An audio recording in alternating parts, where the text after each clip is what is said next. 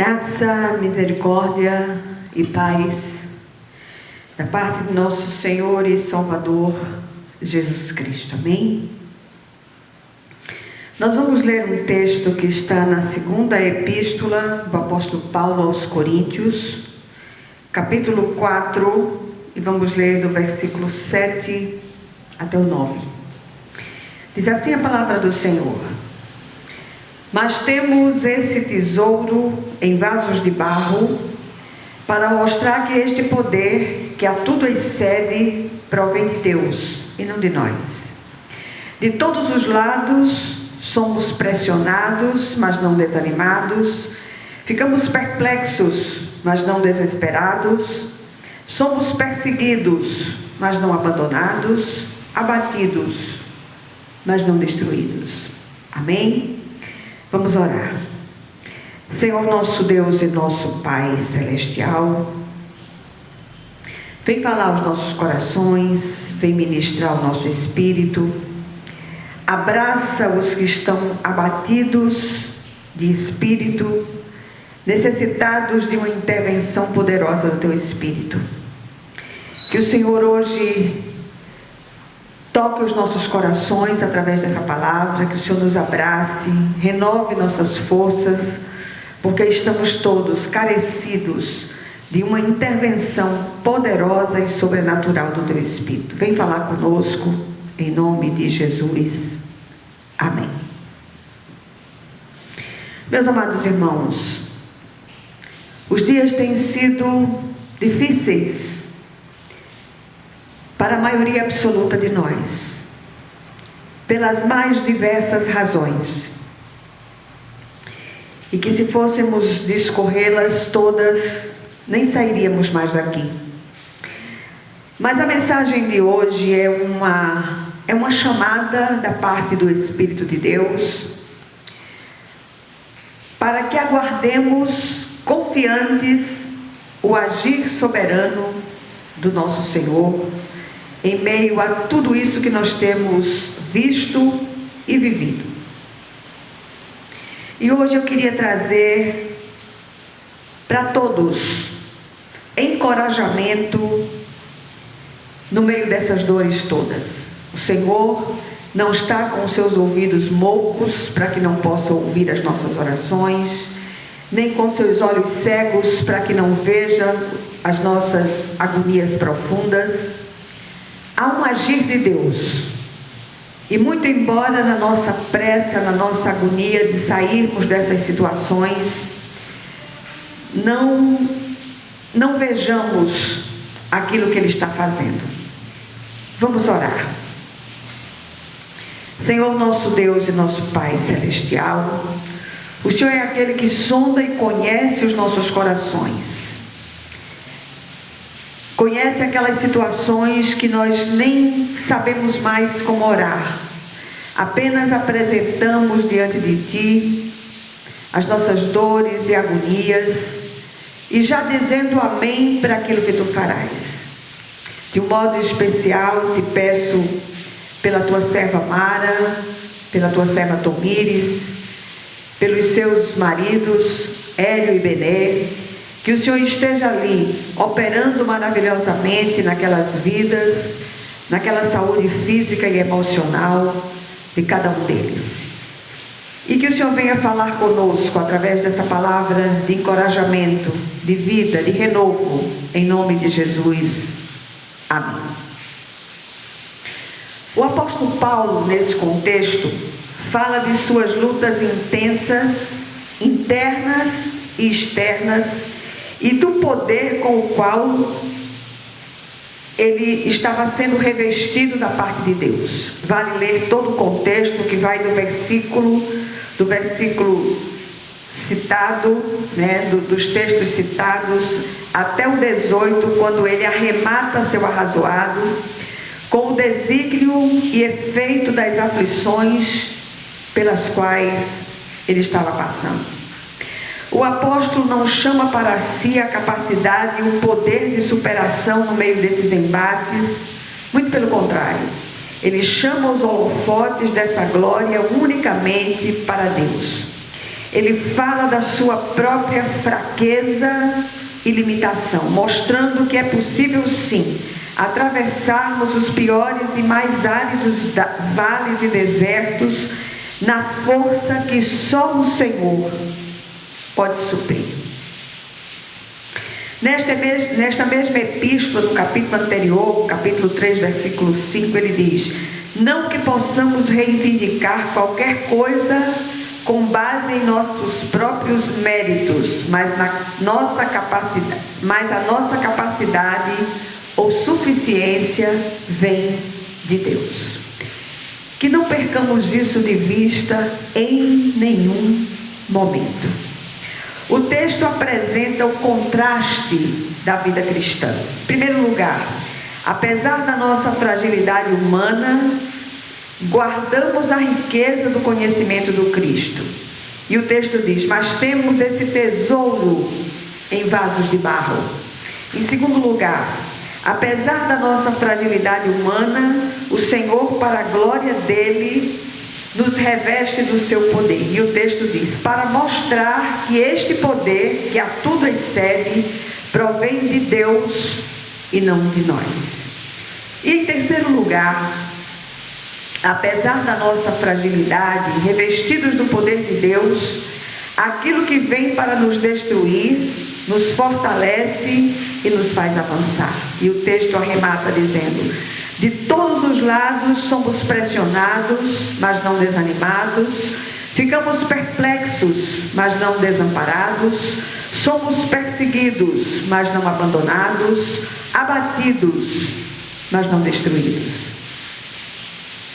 E eu queria convidá-los para que juntos analisássemos algumas considerações sobre este assunto tão incômodo, que é a travessia dos vales do sofrimento, das dores profundas, das perdas pelas quais todos indistintamente passamos. O sofrimento, ele é democrático. Ele atinge a todos indistintamente. Em primeiro lugar, a maioria absoluta de nós está longe do padrão de Deus manifesto por meio de Paulo. Por isso é tão oportuno e edificante seguirmos a trilha do apóstolo e de tantos outros servos de Deus do passado. Eles atravessaram desertos, enfrentaram tempestades, sofreram toda sorte de assolações e agonias, mas não perderam a fé, pois sabiam em quem criam.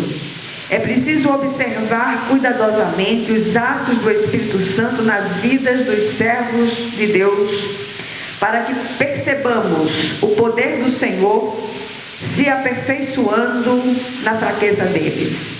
Qual o propósito disso? Só há uma resposta: para que não nos gloriemos em nós mesmos, mas no poder de Deus que opera por meio e apesar da nossa fraqueza. Em segundo lugar, Paulo diz no texto já citado no início: de todos os lados somos pressionados, mas não desanimados. Essa afirmação parece tão surreal em um mundo de praticidade e fuga do sofrimento. Como podemos experimentar pressão sem desânimo ou esmorecimento? Paulo segue em suas afirmações para além da razão, dizendo: ficamos perplexos, mas não desesperados. Ora, a perplexidade geralmente causa desespero, inquietação, mas não sabemos que decisão, pois não sabemos que decisão tomar diante da circunstância apresentada que nos assalta e oprime. Então, como não nos desesperar? Finalmente, Paulo afirma: somos perseguidos, mas não abandonados, abatidos, mas não destruídos. Invariavelmente, numa situação de perseguição, a tendência humana é nos sentir abandonados, assolados, sem perspectiva de refúgio ou folga.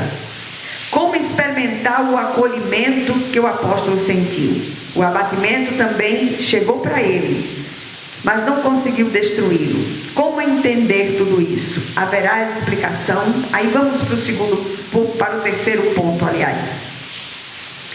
Como compreender tais afirmações? Como responder às indagações inevitáveis a partir da experiência de Paulo, sendo ele tão humano quanto nós? Na verdade, o texto provoca mais perguntas que respostas. Contudo, mais uma vez, somos instados a sair do natural e mergulhar na sobrenaturalidade de um andar com o Senhor, de um beber na sua fonte, de uma experiência pessoal íntima com o autor e consumador da nossa fé, Jesus, o Cristo, com sua graça suficiente que nos assiste e nos basta sempre. Coisas espirituais se discernem espiritualmente. Busquemos, pois, as coisas do Espírito de Deus. Estreitemos o nosso relacionamento com o Senhor. Só as águas benditas dessa fonte eterna podem nos refrigerar e fortalecer dia a dia. Tudo, apesar de nós e para a glória excelsa do nosso Deus somente. Nenhum de nós está livre de passarmos por inquietudes, agonias profundas, perdas irreparáveis, necessidades, mas tudo e em tudo há um propósito santificador na vida daqueles que servem ao Senhor. Do lado de cada eternidade, tudo é aprendizado. Nós não podemos perder isso de vista em nenhum momento. Sobretudo em um tempo em que a maioria das pregações nas igrejas vigentes apontam para estrelato, para sucesso, para ausência de sofrimentos e dores, quando na verdade a essência do Evangelho do Cristo é nos fortalecer para essas travessias, para as travessias dolorosas, pelas quais inevitavelmente todos passamos. O que é essa breve meditação, esse breve arrazoado, nos traz hoje no meio das nossas agonias e dores profundas? O próprio apóstolo Paulo se encarrega de fechar o assunto dizendo: por isso não desanimamos, embora exteriormente estejamos a desgastar-nos, interiormente estamos sendo renovados dia após dia, pois os nossos sofrimentos leves e momentâneos estão produzindo para nós uma glória eterna que pesa mais do que todos eles. Assim, fixamos os olhos não naquilo que se vê, mas no que não se vê, pois o que se vê é transitório, mas o que não se vê é eterno. 2 Coríntios 4, 16 a 18. Em segundo lugar, ainda que sejamos desgastados exteriormente, o nosso espírito se renova em Deus dia em dia. Em terceiro lugar, a nossa tribulação tem prazo de validade e produz bênçãos eternas. E por último, o Senhor nos convida para que olhemos sobrenaturalmente para as coisas invisíveis do Espírito Santo, pois estas são eternas e produzem para nós eterno peso de glória, acima de toda comparação. Nosso tempo sobre a terra é breve, comparado àquilo que nos espera na eternidade. Aproveitemos o agora de Deus, cresçamos na graça e no conhecimento de Deus. Que o Senhor nos fortaleça e renove nossas forças, em nome de Jesus Cristo. Amém. Vamos orar. Senhor nosso Deus e nosso Pai Celestial, clamamos a Ti, Senhor, confiados no poder que há no sangue de Jesus. Rogamos a Ti por todos aqueles que ouviram essa palavra. Rogamos a Ti por aqueles que passam por vales estreitos, difíceis de serem percorridos. Que o Senhor os assista na sua finitude e fraqueza e renove suas forças em nome de Jesus. De modo muito especial, te pedimos pela vida de Hélio Belo, pela vida de Benê, pela vida de Mara e Tomines. Que o Senhor os abrace e renove suas forças em o nome do Senhor Jesus. E que a graça de nosso Senhor e Salvador Jesus Cristo, que o amor infinito de Deus, o nosso Pai Celestial, que a comunhão e as consolações do Divino Espírito Santo estejam com todos vocês e com todo o povo de Deus, espalhado por toda a face da terra, desde agora e para todo o sempre. Amém, amém e amém. Deus os abençoe ricamente.